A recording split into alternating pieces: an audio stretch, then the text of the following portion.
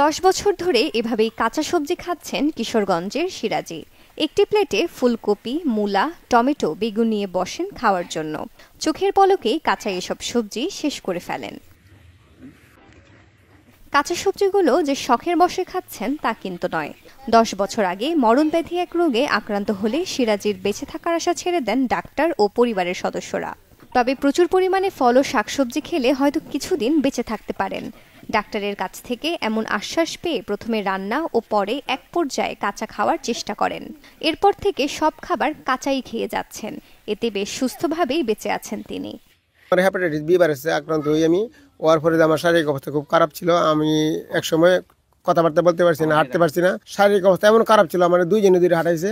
তারপরে ডাক্তার সাহেব বলছেন যে প্রচুর শাকসবজি খাওয়ার জন্য এবং প্রচুর রেস্ট নেওয়ার জন্য। তারপরে আমি কাঁচা শাকসবজি প্রচুর খাই এবং বেল খাই।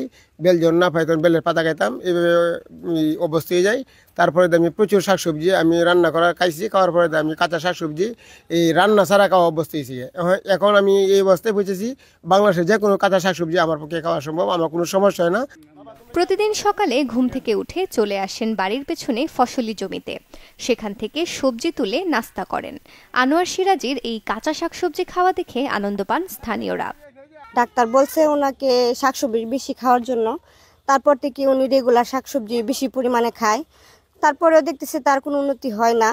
কিন্তু উনি ভাবছে যে আমি যদি কাঁচা শাকসবজি খাই ওগুলো অনেক প্রোটিন, অনেক পুষ্টি হয়তো বা আল্লাহ রহমত করতে পারে। কিন্তু তারপর থেকে উনি কাঁচা শাকসবজি খায়, আল্লাহর রহমতে তিনি সম্পূর্ণ সুস্থ।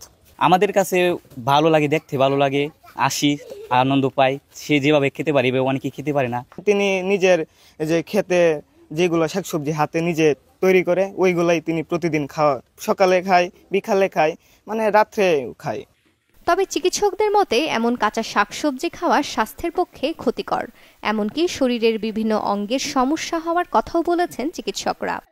এইভাবে কাঁচা খাবার খাওয়া, বিশেষ করে কাঁচা শাকসবজি এবং মাছ মাংস খাওয়া অনেকটা স্বাস্থ্যের জন্য ঝুঁকিপূর্ণই বলা যায়। কারণ কাঁচা শাকসবজি খেলে বিভিন্ন ধরনের পার্শ্ব প্রতিক্রিয়া হতে পারে। বিশেষ করে আমরা জানি যে খাবারটা যখন রান্না করা হয় তা হজমের জন্য সহায়ক হয় এবং এর খাদ্য গুণাগুণগুলো ভালোভাবে পাওয়া যায়। এখন হয়তো বা ওনার কোনো শরীরে কোনো অ্যাডাপ্টেশন হয়ে গেছে, এবার শাকসবজি বা মাছ মাংস কাঁচা খেয়ে ওনার কোনো প্রবলেম হচ্ছে না বা হজমের সমস্যা হচ্ছে না।